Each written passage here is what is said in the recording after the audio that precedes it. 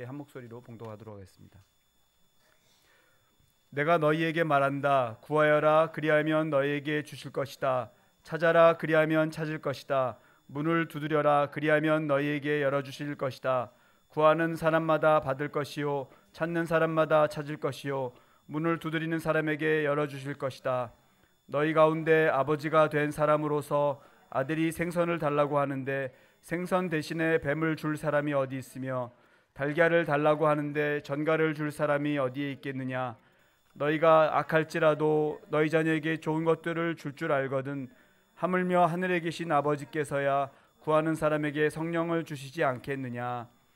아멘. 이 시간 이영호 목사님께서 나오셔서 구하라 찾으라 문을 두드리라는 제목으로 말씀 전하실 때 큰 은혜 받으시기 바랍니다. 나오실 때 큰 박수로 환영하도록 하겠습니다.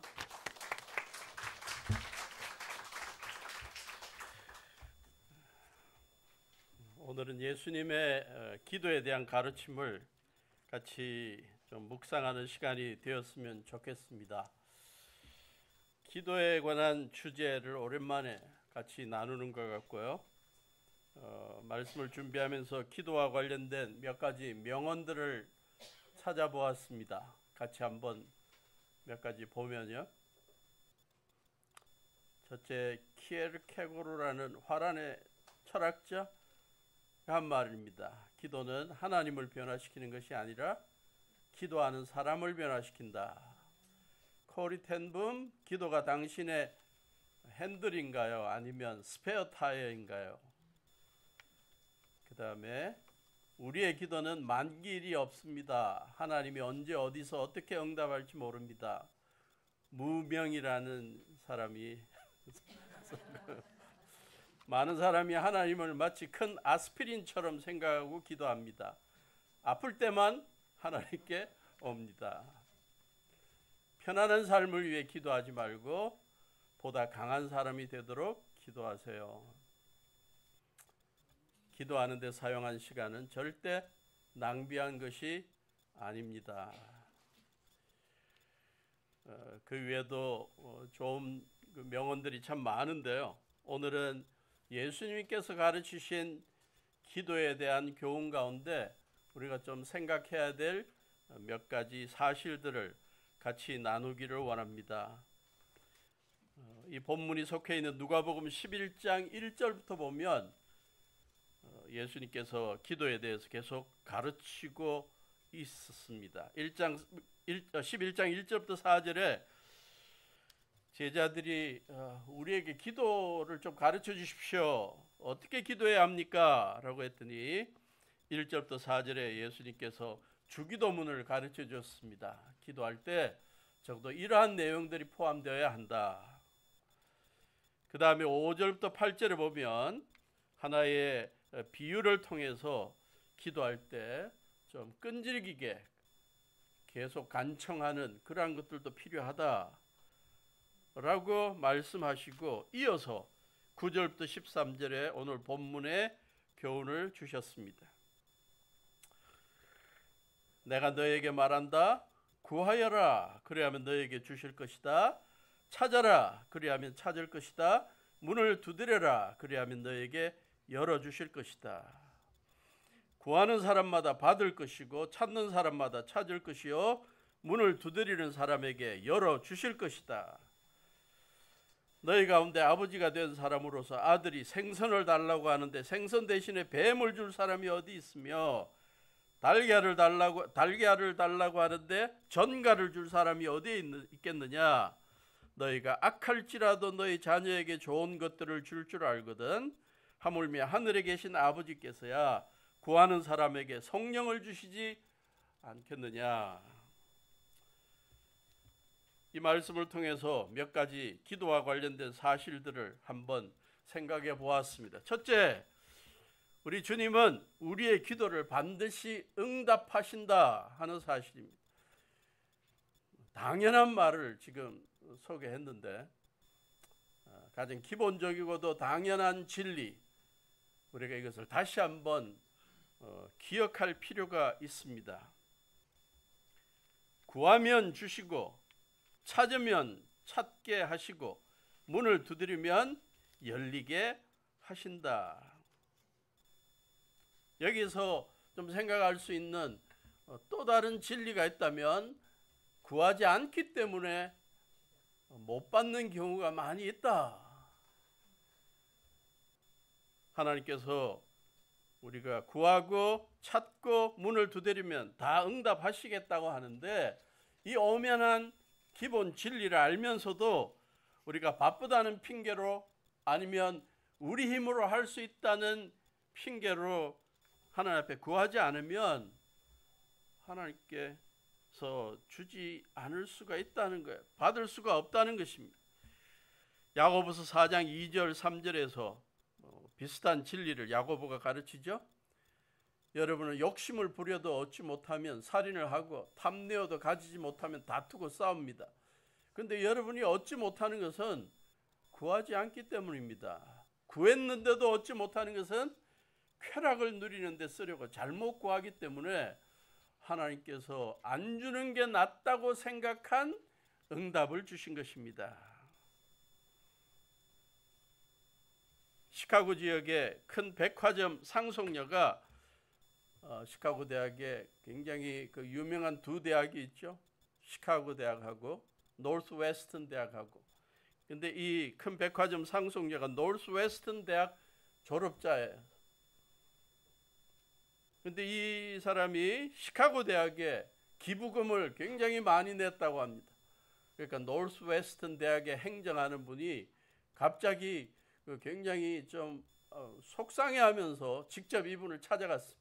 면담하면서, 당신이 노스웨스턴 우리 대학 출신인데 왜 우리 대학에는 기부 안 하고 시카고 대학에 기부를 했습니까?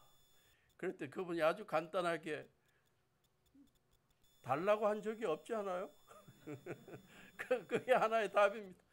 시카고 대학은 사람이 대표가 와서 도와달라고, 기부해달라고 그랬고, 노스웨스턴 행정하는 사람은 와서 달라고 한 적이 없습니다. 구하지 않으면 받을 수 없는 것이라는 사실을 우리들에게 알려줍니다. 주님이 우리에게 우리의 기도를 반드시 응답하시는데 좋은 것으로 응답한다 하는 사실도 우리가 생각할 수 있어요. 13절에 보니까 너희가 악할지라도 너희 자녀에게 좋은 것들로 줄 알거든 하물며 하늘에 계신 아버지께서야 구하는 사람에게 성령을 주시지 않겠느냐. 마태복음 7장에 이와 같은 내용이 있는데 거기에서는 성령이라는 것보다 좋은 것을 주시지 않겠느냐. 우리의 지혜가 부족해서 또 우리의 통이 크지를 못해서 하나님 앞에 간구하면서 쬐끄만 걸 간구해도 하나님께서 꼭 그대로 주시기보다 통 크게 응답하신다. 더 좋은 걸로 응답하신다.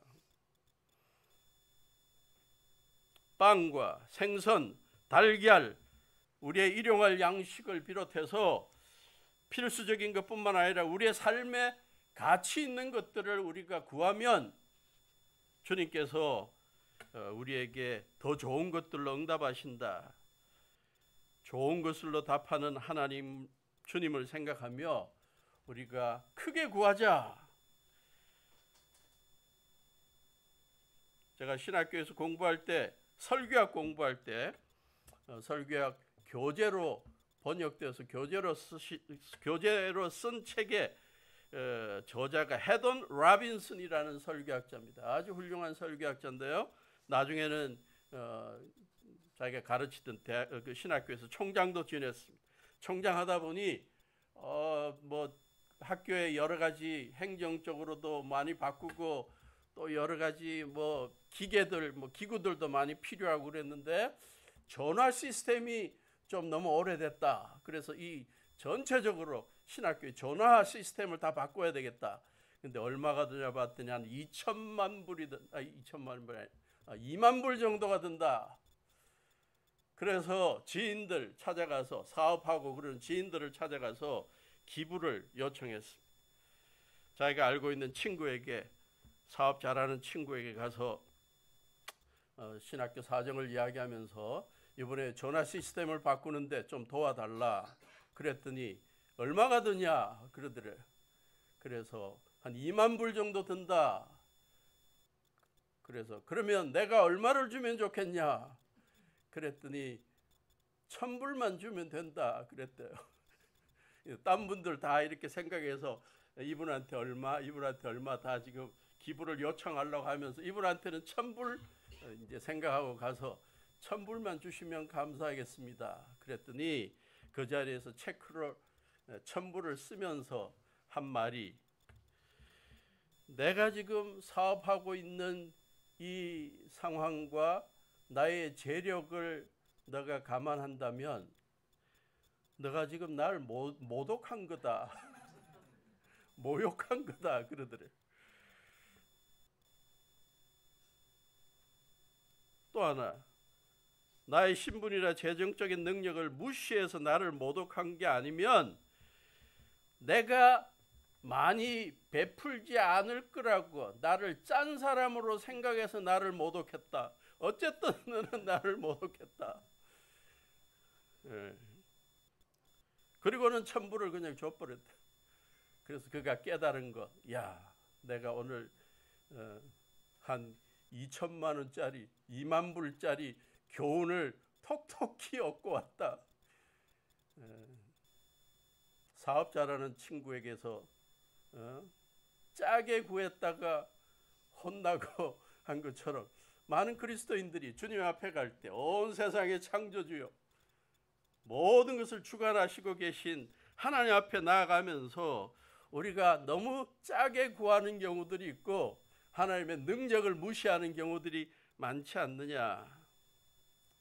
주님께서 우리의 기도를 반드시 응답하신다는 사실을 믿는다면 우리는 하나님 앞에 또 주님 앞에 나아갈 때 가치 있는 것을 구하고 크게 구하고, 그래서 주님께서 주시는 넉넉한 것들을 경험할 수 있어야 할 것입니다.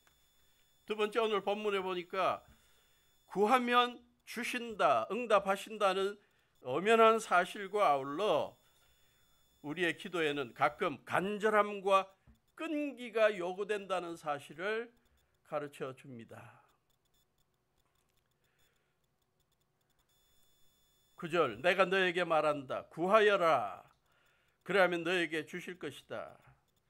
찾아라. 그리하면 찾을 것이다. 문을 두드리라. 그리하면 너에게 열어주실 것이다. 이 세 단계가 되어 있어요. 그런데 이 바로 앞에 5절부터 8절에서도 이미 예수님은 기도의 끈기, 인내, 간절함을 소개하고 있죠. 너희 가운데 누구에게 친구가 있다고 하자. 밤중에 그 친구에게 찾아가서 그에게 말하기를, 여보게 내게 빵 3개를 구워주게. 내 친구가 여행 중에 내게 왔는데 그에게 내놓을 것이 없어서 그러네 할 때 그 사람이 안에서 대답하기를, 나를 괴롭히지 말게. 문은 이미 닫혔고 아이들과 나는 잠자리에 누웠네. 내가 지금 일어나서 자네 청을 들어줄 수 없네 라고 거절하겠는가? 내가 너에게 말한다. 그 사람의 친구라는 이유로는 그가 일어나서 청을 들어주지 않을지라도 그가 졸라대는 것 때문에, 이게 핵심인 것 같아요. 졸라대는 것 때문에 일어나서 필요한 것만큼 줄 것이다. 우리의 기도 속에 가끔 졸라됨, 간절함, 끈기가 요구된다는 사실을 기억해야 할 것입니다. 많은 경우 우리 그리스도인들이 이 부분에서 기도 생활이 좀 부족한 게 아닌가 하는 생각을 해보게 됩니다. 살아가다가 답답한 일이 생길 때 한두 번 주님 앞에 기도하다가 하루 이틀 기다려보다가 응답이 안 오면 그냥 접어버리고, 또 딴 것도 기도하다가 안 되면 또 접어버리고, 되면 좋고 안 돼도 좋고 그런 식으로 우리가 주님 앞에 기도하러 나아가지는 않느냐. 여기에 나오는 구하라, 또 찾으라, 또 문을 두드리라, 이 세 가지 명령형이 헬라어로 사용된 게 현재 명령형이래. 현재 명령형은, 헬라어에서 현재 명령형은 단회적인 것이 아니라 계속 진행되는 것을 말합니다. 그러니까 구하라는 것이 한번 구하고 접는 게 아니라 지속적으로 구하라. 찾아라. 지속적으로 찾아라. 문을 두드려라. 지속적으로 두드리라는 거예요. 이 세 동사와의 관계에 대해서 구하는 것과 찾는 것과 문을 두드리는 것이 다 따로따로 노는 거라고 생각할 수 있지만, 또 다른 면으로 생각하면 하나의 점층법으로 생각할 수도 있습니다. 구하기를 그냥 단순한 요청으로 생각할 수 있고, 찾기는 한번 하나님 앞에 요청하고 난 다음에 더 큰 열망을 갖고 구체적으로 이 일에 내가 같이 하나님께서 주실 응답을 기대하며 내가 할 수 있는 일까지도 찾는 거고, 문을 두드리는 것은 구한 것에 대해서 최종적으로 갈급함 가운데 결단을 내리면서 하나님 앞에 간청하는 그런 것으로 볼 수 있습니다.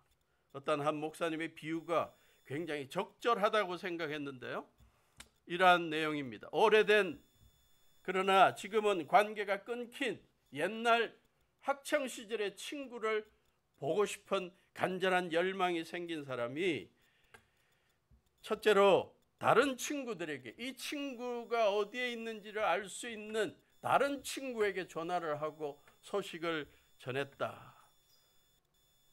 그것이 구하라라는 내용하고 연관이 있다고 본다. 그래서 어떤 친구가 그 친구가 어디에 산다고 알려주더라. 주소를 알려주더라. 그래서 이 사람이 그 주소를 갖고 차를 타고 친구 집 앞에까지 운전을 하러 갔다.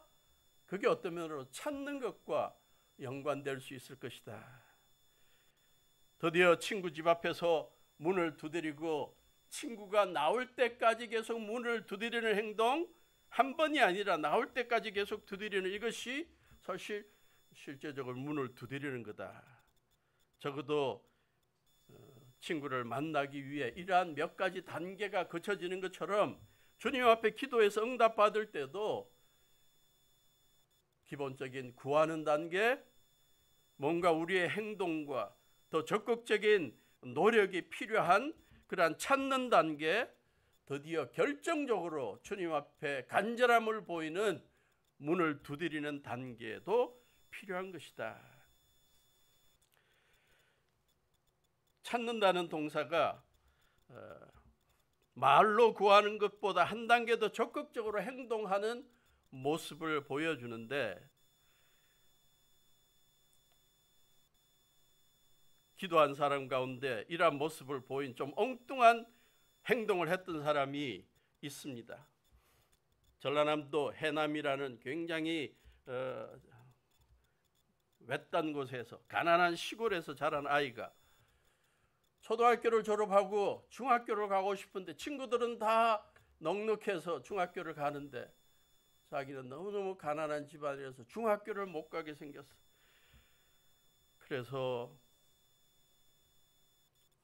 엄마하고 아버지하고 밭일을 하고 또 나무를 캐러 다니면서 늘 마음속에 중학교 가고 싶다고, 공부하고 싶다고 하나님 앞에 기도합니다. 하나님, 중학교에 가게 해주세요. 중학교에 가게 해주세요. 그런데 그게 안 되니까 하나님 앞에 편지를 썼습니다. 하나님 전상서. 그래가지고 하나님, 공부하러 가고 싶은데, 중학교 가고 싶은데 길이 없습니다. 내가 여러 방면으로 사람들도 만나보고 식당 가서 내가 일해주면서 거기서 자고 공부할 테니까 좀 기회 주세요. 다 거절당했습니다. 하나님 좀 어떻게 해주세요 라고 하나님 앞에 전상서 편지를 썼는데 우체통에 넣었더니 주소도 없고 어떡하냐 그러다가 그 편지를 담당하는 우체국장에게까지 전달했더니 우체국장이 교회에 다니는 성도였습니다. 그래서 이걸 갖다가 이상한 편지를 갖고 자기가 다니는 교회 목사님께 보여줬습니다. 목사님, 이 친구 어떻게 해야 됩니까? 이런 편지가 있습니다.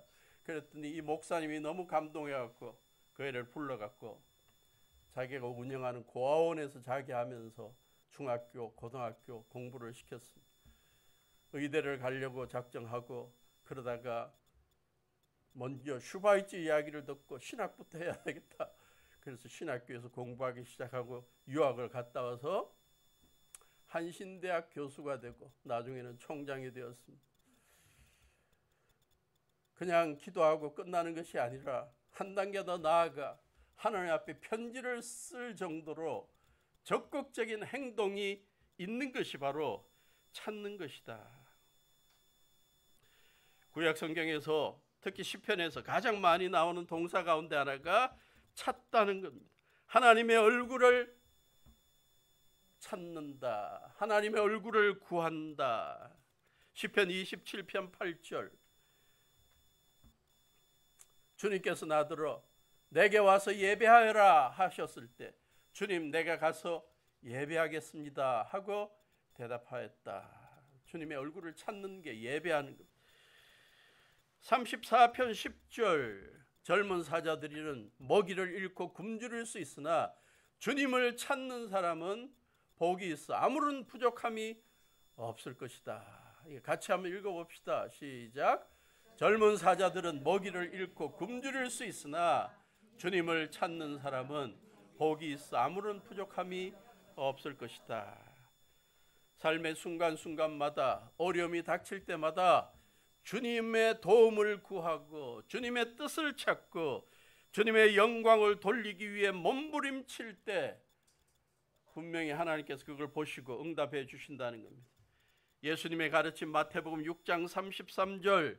먼저 하나님의 나라와 하나님의 의를 구하라. 원어적인 의미는 단순히 구하는 것이 아니라 찾는다는 거죠. 추구하는 거죠. 그래야만 이 모든 것을 너에게 더하여 주신다. 우리의 일용할 양식을 구하고 찾는 것뿐만 아니라 간구하는 것뿐만 아니라 나의 삶을 통해 하나님의 나라가 이루어지고 하나님의 뜻이 의가 이루어질 수 있도록 내 삶을 전적으로 주님 앞에 맡기는 우리의 결단과 노력 주님께서 귀하게 보시고 응답하신다. 문을 두드리라. 어느 집에서 문 두드릴 때 노크 한 번 하고 끝나는 사람이 있어요. 적어도 똑똑똑은 하고 응답이 없으면 그냥 가버리는 게 아니죠. 계속 똑똑똑 하잖아요. 요즘은 그러한 전도 방법이 별로 없는데 제가 신학교에 있을 때 그 개인 전도 실습 이런 시간이 있어서요. 토요일 같은 때 온 학생들이 다 지역에 나가서 복음을 개인적으로 전하고 특히 아파트 지역에 가서 1층부터 10층, 14층까지 계속 누르고 똑똑똑하고 그런. 근데 똑똑똑 할 때 한 번 하고 없구나 하고 그냥 2층 올라가고 똑똑똑 하고 없다고 또 올라가 버리고 그런 사람은 없죠. 계속 눌러서 대답이 있을 때까지 적어도 몇 분은 똑똑똑 하고 그래도 답이 없으면 올라가는 거예요. 한 번만이 아니라 거듭된 두드림, 그것이 기도에도 포함되어야 한다. 특이한 기사를 하나 보았습니다. 영국 웨일스 지방에서 한 남자가 자기가 사랑하는 여인에게 42년 동안 사랑 편지를 써서 드디어 그의 마음을 열고 사랑을 받아주고 결혼하게 되었다. 둘 다 몇 살이냐 봤더니 74살이 되었다. 그러니까 30대에 결혼하자 그랬다가 퇴짜 맞고 42년 동안 계속 사랑 편지를 써서 일주일에 한 번씩 써서 그 여인이 있는 사랑하는 여인이 있는 집의 문에 그걸 넣어두고 42년 동안 답이 없는데도 계속 끈질기게 사랑 편지, 연애 편지를 썼다. 2184번의 연애 편지를 써서 드디어 허락을 받고 74살에 결혼했다. 대단한 끈기입니다. 우리들에게도 이러한 끈기가 좀 필요하지 않냐. 주님 앞에 뭔가 삶의 중요한 것을 얻기 위해서 이렇게 끈기 있게 주님 앞에 간구하는 게 필요하다.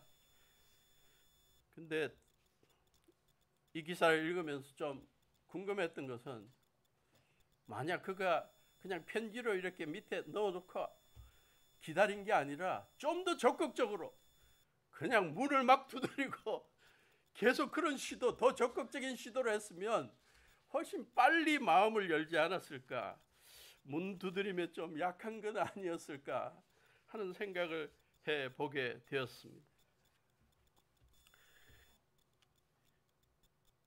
기도의 교훈과 연관되는 그 우스갯소리가 있죠. 이쑤시개로 코끼리 죽이는 방법 3가지. 몇 년 전에 제가 말씀드렸던 것 같은데, 이쑤시개로 코끼리를 죽인다? 상당히 불가능한 것 같은데 가능하다. 첫째가 뭐냐? 한 번 찌르고 죽을 때까지 기다린다. 이게 우리의 기도 생활하고 연관되는 것 같아. 기도해놓고 응답 되려면 되고 말려면 말고 별로 다급한 게 없어요. 두 번째, 죽기 바로 전에 찌른다. 이건 타이밍이 굉장히 중요한데 살다 보면 이렇게 타이밍 맞추는 게 쉽지 않습니다. 세 번째가 우리의 기도 교훈에 가장 적합한 것 같아요. 죽을 때까지 찌른다. 기도가 어떤 면으로는 이러한 노력이 필요하지 않냐.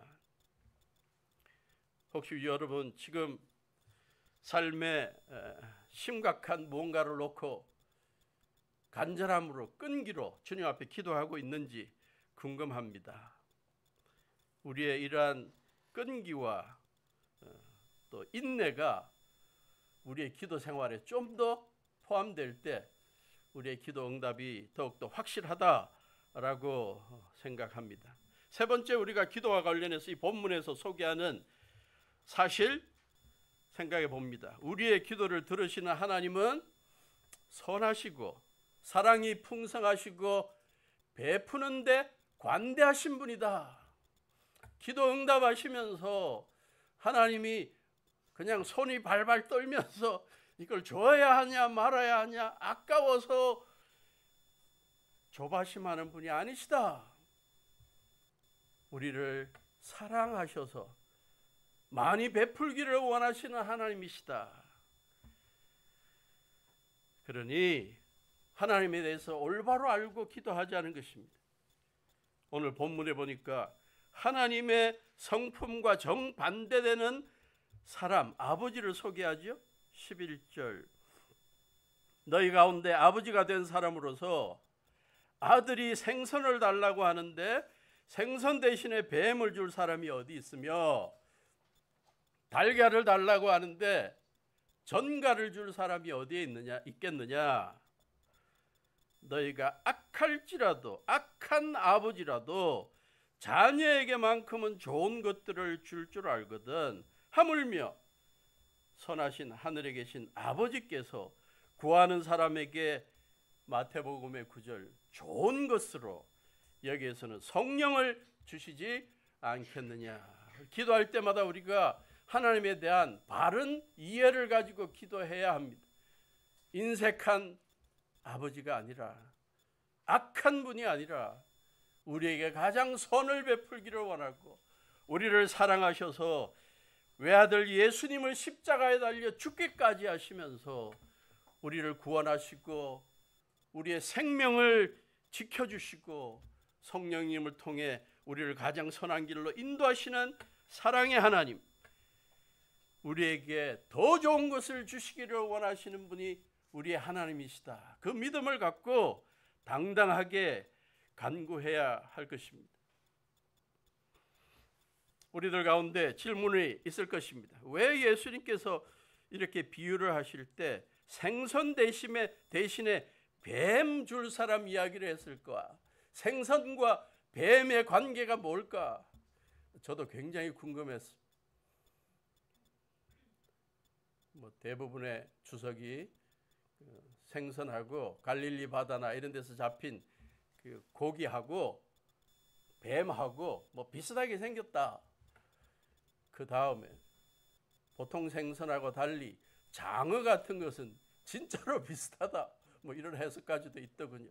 그래서 생긴 게 비슷해서 예수님께서 이렇게 비교를 하실 수 있었다. 근데 12절이 더 궁금했습니다. 달걀을 달라고 하는데 전갈을 줄 사람이 어디 있느냐. 주석서들을 보았더니 계란, 동그란 계란하고 전갈 가운데 검은 전갈 말고 그 중동 지방의 하얀 전갈은 이게 몸을 움츠리고 있을 때는 이 계란같이 비슷하게 생겼다. 생김새가 비슷해서 지금 그렇게 서로 비교를 하게 해놓은 거다. 또 다른 주석. 계란이 있는데 알이 있는데 좀 큰 알이. 근데 전갈도 알에서 나오는데 이게 지금 나올 때 정도 되면 이미 알 안에 전갈이 다 이렇게 되어 있어서 이게 지금 껍질을 깨고 나오면 이 전갈이 바로 앞에 있는 대상을 물어버린다. 그래서 독을 뿜으면서 상처를 입힌대. 식탁에 지금 계란인 줄 알고 먹으려고 깼는데 전갈이 튀어나와서 물리게 만드는 아버지가 어디 있냐. 섬찟하더라고. 아무리 악한 아버지도, 부족한 아버지도 자녀들에게는 그런 짓 안 한다. 하물며 온 세상의 창조주 되시고 온 인간을 사랑하셔서 죄인들을 구원하기 위해 외아들 예수님까지 죽게 하신 하나님께서 그런 독을 뿜게 하는 전갈을 식탁에 내놓겠냐. 하나님은 그러신 분이 아니다. 그럼 마태복음에 나오는 빵과 돌은 또 어떻게 연관이 있습니까? 빵의 모습하고 돌의 모습하고 비슷한 그러한 게 있기 때문에 그렇게 설명을 해놓았다는 거예요. 우리가 기도할 때마다 기억합시다. 우리 하나님 절대 인색한 분 아니다. 악한 분 아니다. 기도하니까 고약하셔갖고 독을 품게 만드는 뱀을 내놓고 전갈을 내놓는 그런 분 아니고 빵 달라 그랬는데 돌을 내놔가지고 이빨을 부러뜨리게 만드는 그런 악한 분 아니시다. 인색한 분도 아니다. 마음껏 주님 앞에 우리의 필요한 것들을 간구하자. 기네스북에 올라있는 세상에서 가장 구두쇠가 누군가라고 찾아봤더니 해티 그린이라는 미국 사람이었어요. 1800년대 중반에 태어나서 1900년대 1920몇 년에 돌아가신 걸로 알고 있는데 부모로부터 유산을 굉장히 많이 받았습니다. 한 500만 달러에서 700만 달러 정도 유산 받았고 지금의 가치로 봐서는 한 1억 달러 정도 된대. 막강한 재산을 받았는데 그 온 가족이 퀘이커 교도였대요. 퀘이커 교도에서 가장 중요한 삶의 원리는 뭐죠? 삶의 덕목은 청빈한 거예요. 깨끗하게 또 검소하게 사는 것입니다. 그게 배워가지고 그 많은 돈을 갖고 있으면서도 이 해티 그린은 살면서 검은색 옷 한 벌로 살았다. 속옷도 다 너덜너덜해질 때까지 절대 갈아입지 않았다. 한 번은 탈장이 되어갖고 배가 부풀어 오르는데 그걸 병원에 돈 든다고 가지 않고 막대기를 사용해서 부풀어 오른 부분을 다시 보통으로 만들려고 막대기로 찔렀다. 가장 마음 아팠던 것은 아들이 놀다가 다리를 다쳐서 다리가 부러져서 병원을 가야 되는데 좋은 병원에 데려갈 생각을 하지 않고 돈 든다고 무료 보건소를 찾아다녔다. 그러다가 시간을 놓쳐버렸다. 결국 아들의 다리가 절단되게 만들었다. 구두쇠로 사는 건 좋지만 그렇다고 사랑하는 아들이 지금 위기에 처해 있는데 돈 아낀다고 돈을 안 쓰려고 그렇게 해서 안 좋은 결과를 만들어내는 이걸 보면서 우리의 하나님이 이런 분이 아닌 것이 너무 감사하다. 아들을 이 땅에 보내셔서 우리의 모든 죄를 용서하게 하신 그분이 이제는 더 좋은 것들로 우리의 삶을 풍성하게 만들어 주신다. 이 사실을 믿고 주님 앞에 나아가서 당당히 간구할 수 있기를 바랍니다. 빵도 간구할 수 있기를 바라고, 달걀도 간구할 수 있기를 바라고, 생선도 간구할 수 있기를 바랍니다. 어떤 사람은 말합니다.